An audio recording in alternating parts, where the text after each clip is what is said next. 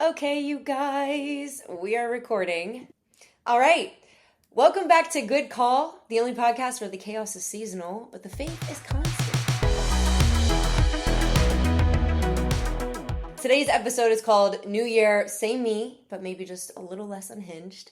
I'm not doing a rebrand, just more of like a firmware update. So here's the deal. Every year, December rolls around and suddenly everyone is like, New Year, new me. And I'm over here like, New Year, same me, but maybe I'll stop saying yes to things that drain me. Maybe I'll actually stretch before workouts, and maybe I'll stop dating men who treat communication like it's optional. Or maybe even take a chance on dating because I can be emotionally unavailable, I will admit. That is very true. But because I work in sports, the year always feels like a season recap. Injuries, trades, wins, losses, and a few questionable coaching decisions from me personally. So let's talk about what I learned this year. First and foremost, faith over fear, but sometimes fear was loud. I learned that God can be working even when I feel benched. This year really had me in my practice squad era emotionally, but he was still coaching. When I prayed for patience and peace, God gave me chance after chance after chance to work on it. He put me in situations that were not peaceful, tested my patience, and at the end of the day, that is the only way that you're going to learn is by practicing. Number 2, people show you who they really are. Believe them. This applies to dating and sports franchises. When a man shows you that he can't plan a date, that's the same energy as a team that cannot convert on third down. It's a trend, not a fluke. If your friend or your coworker or even a family member, whoever, says they're going to do something and they don't, trust their actions above their words. Number 3, rest is a discipline. I have learned time after time that you cannot pour from an empty cup or an empty C4 or whatever energy drink brand chooses to sponsor me next.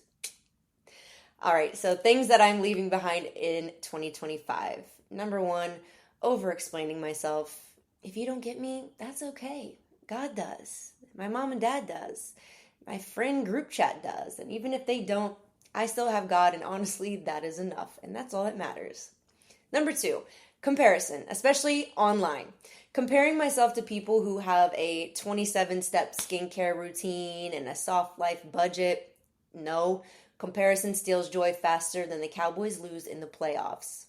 Number 3, forcing connections in friendships, dating, work. If I am begging for it to make sense, it doesn't. And in sports terms, we are not running that play anymore. Number 4, being too busy to hear from God. I want margin this year, peace, space. I want to hear God before I hear my intrusive thoughts, and boy, can those be loud. Before running to my friends or some other human being, the only opinion that really matters at the end of the day, to me, is God's and what he has to say about it. Things I'm bringing into 2026. Saying yes to alignment. If it aligns with my faith, my purpose, my peace, I'm in. If it aligns with chaos and emotional damage, I am out like the Jets in October. Number 2, taking care of my body. A better sleep schedule, more water, maintenance like massages, deep tissue work, and actually warming up before a workout instead of pretending like I'm 19 years old. And as a personal trainer, yes, I know better. Do not judge me. I'm working on it. Number 3, emotional content. No, just kidding. Number 3, intentional content creation. Being myself is the brand. Being unhinged but lovable. I want my content to be funny, faith-rooted, sports-driven, and exactly who I am, a Midwestern girly trying to survive in New Jersey and not lose my morals or my mind in the process, which is very easy to do when you live around a ton of people and everything is chaotic. Number 4, saying no without a paragraph. No. That's it. That's the message.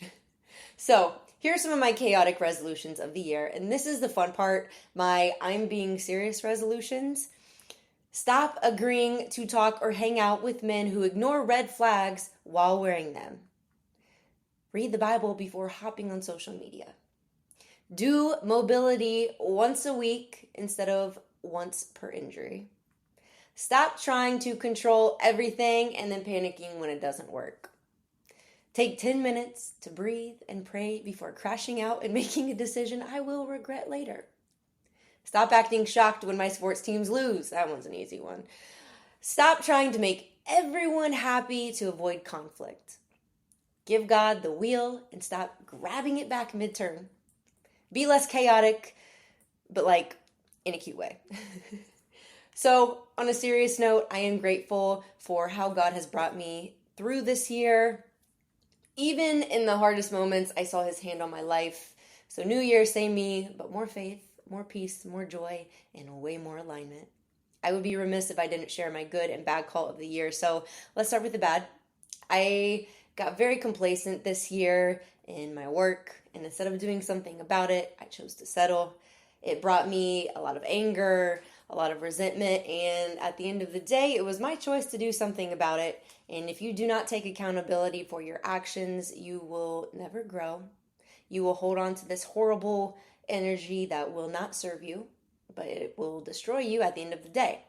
So my good call was choosing to trust in God, that he has my best interest in mind with every aspect of my life, living by his commands and what the Bible says will give us a happy and fruitful life. It's not to make our life boring.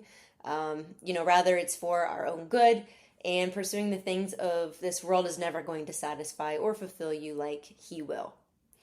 Next year's affirmation for me is you are not behind, God's not late, and next year is going to make sense in ways that this year didn't.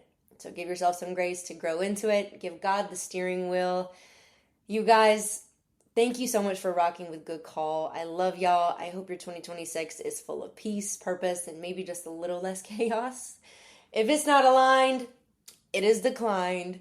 I will see y'all next episode.